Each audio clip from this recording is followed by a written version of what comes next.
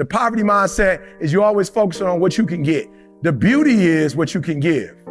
So if I have to start firing people for whatever reason, the people that I'm firing first are the people that I pay, but they can't generate revenue. Does that make them bad people? The person who's helping generate revenue, can I fire them? Because they doing what? They adding value. It's nothing, ain't nothing wrong with nobody. Ain't nobody sweeter than nobody else. But because CJ made a commitment to make me a household name, and he did it, because he made a commitment to help me to grow financially, my whole family, because the next move is to be a millionaire. He said, I'm gonna make you into a billionaire. And him and Josh and Jamal doing what they gotta do with Tiffany, helping me get 27 gigs. Let me tell y'all something. When I'm with my wife and it's just like our time, but the phone ring and it say Tiffany Haynes, I can't answer it because I'm with my wife. Who gotta make the decision I'm gonna answer it or not? Didi gotta make that decision. When she see Tiffany, 27 gigs, 7 figures, what you think she say? Go ahead and get that. She might have another gig. That might be another gig. Go ahead and get that. Now hurry up. I'm like, Tiff, what up? Put it on speaker. What up, Tiff? Yo, this person called. What you think? I was like, what you think? I don't really know. All right, let's not do it then. And I ain't talking about money. There was a school. She was like, this school, what you think? I was like, yeah, I think we should do that. What you think? She's like, yeah, I think you should go to the school. Teach your insurance. Does it make sense? CJ called. You think Didi gonna be like, not right now? She's like, answer the phone. But if we cool, but you're not generating revenue, and it's, you said it, I didn't say it. She like, don't answer that. You can get back with them later. Not because they're less valuable, but they're not adding the same type of, if you ain't adding value, when it's time to start letting go, you're gonna be the first one to cut. They cutting you first. You better pray that y'all stay in abundance. But if the abundance start getting questioned, if all you doing is taking, you're the first one to go. You're the first one out of here. I always tell people all the time, my wife, I'm good with my wife. I'm not saying that she ain't gonna never leave me or get with somebody else, but my man gonna have to iron, clean, cook, take care of the kids, get up at 2 o'clock in the morning because she want water, buy her whatever she thinking about she wants. Bruh, if you could do, oh hell, bruh. But you're not gonna add the same value I'm gonna add. Does that make sense? In my relationship, I try to make it 50-50 or 51-49 or 49-51. Why? Because I know if I'm taking from you, then you not, and I don't even be trying to impress the dudes, I be trying to impress their wife. I'm like, when you gonna bring your wife? I need your wife to see what we're doing here. Because if your wife see it and she feeling it, then she gonna give you the cosign. But if you talk about E.T. said, she like, who E.T.? Why you keep talking about E.T.? E.T. don't live up off of here. I'm tired of hearing E.T. name. But if E.T. take your life to the next level, you start treating your wife better because of me, she like, oh yeah, where's E.T. next event? Does that make sense? Immediate gratification. That base childhood boy stuff. Listen to me.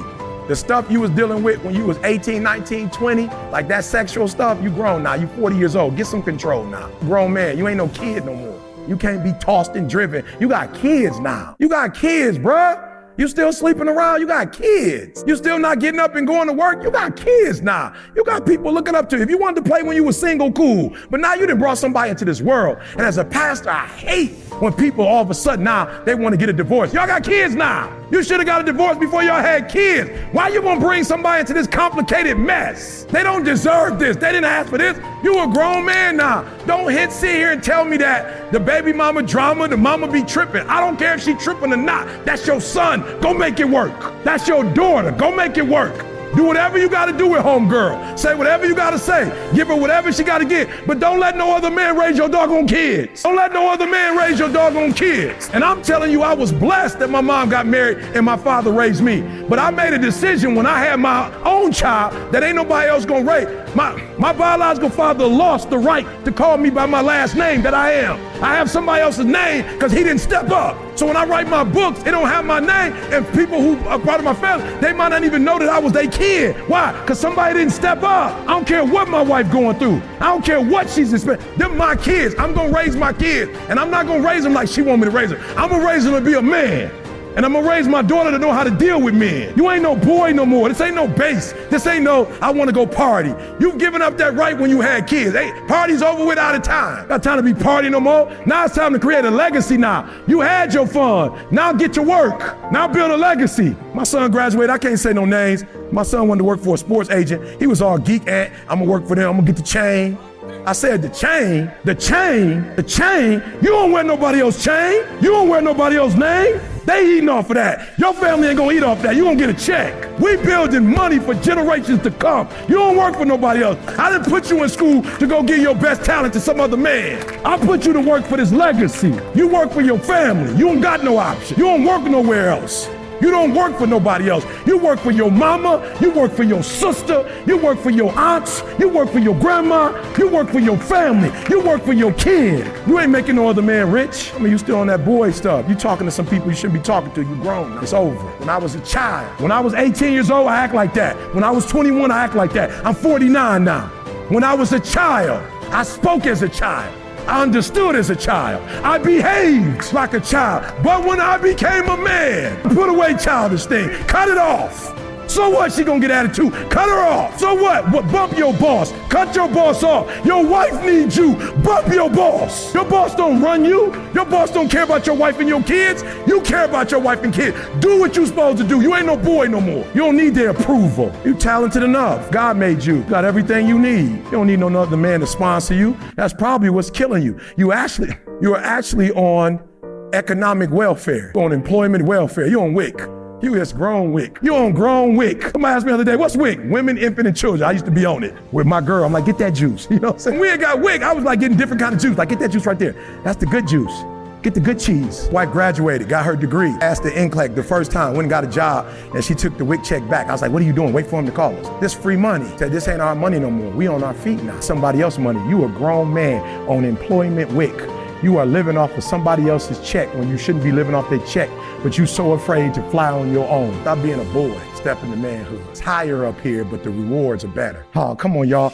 It's higher up here, but the rewards are better. And can I be transparent before I sit down? I just want to be transparent. I used to be on my girl head, like, why you ain't, what's up with worship? I used to be on my girl head all the time, like, you ain't trying, I got one thing I ask you for, you can't. Lord said to me, man, through my wife, she a D. Wife was like, yo, I promise you, it ain't that I don't want to be intimate, but it's hard to be intimate when I got student bills coming in. It's hard to be intimate when I don't know if we're gonna be able to pay the bills. Like, you a man, you could just, I don't know how you do it, but you don't care what's going on. But I'm emotional. And if the stuff ain't right, it ain't right. When I tell you it's right, I'm only saying that because we don't have a house note. The kids' schooling was paid for. We don't have a student loan. I make sure her mom eat every month. My wife don't have no worries. She don't work, but when she wanna work. She like, yo, it's way easier now. Because before, some of my energy was going to this, but now all my energy could go to that. And can I be honest with you? When I say wealth, I'm at a point right now where I'm like, boo, you might need sap. You might want to slow down. You know what I'm saying? Like, I can't keep up right now. I'm just being real. Why? It's wealth. But I made the environment where now she could be a woman. Before, she had to be a woman and be part man. She had to pay bills. When we got our first house, it was on her credit because mine was tore up. So I wanted her to be all woman when I had her doing some man stuff. Now that she just get to do all woman stuff, it's easy for her to be a woman now. Now she ain't got to look over her back to see if it's somebody else. It's kind of hard to be totally intimate when I don't know if you totally intimate. Come on, y'all. This ain't rocket science stuff. Takers destroy and devastate. Wealth, what others need from me. What others need from me. What others need from me. My whole job is to take people from where they are, take their marriage, their key, everything to the next level. I think about you. That's why we put out free content. I'm thinking about you. And when I take care of you, you're gonna take care of me. Driven by needs, necessities. We're not driven by toys. It don't mean we don't get some from time to time, but we're not driven by them. What we're driven by is, I'm the next Martin Luther King. I am the 2020 Martin Luther King. It is my job to go in these schools, my job to travel the world and help people stop being average, good, or great and become phenomenal. That's my job. I take total responsibility for that. Does that make sense? What new toy? Don't worry about the toys. Worry about the humans that you're gonna bless.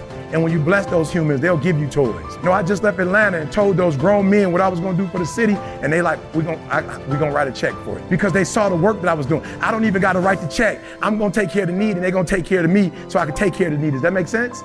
You worried about the money, take care of the need, and the money will follow you. I'm sorry. I thought you was gonna get excited. Okay, whatever. You still wanna be in poverty. All right, here go my last two, and you're gonna take a break. We want to get to the highest level. I got the GED, that wasn't enough. I got the 4-year degree, I was still home. I got the master's degree, I was still home. I got the PhD, I was still home. C made us a #1 country in the world, still hungry. He went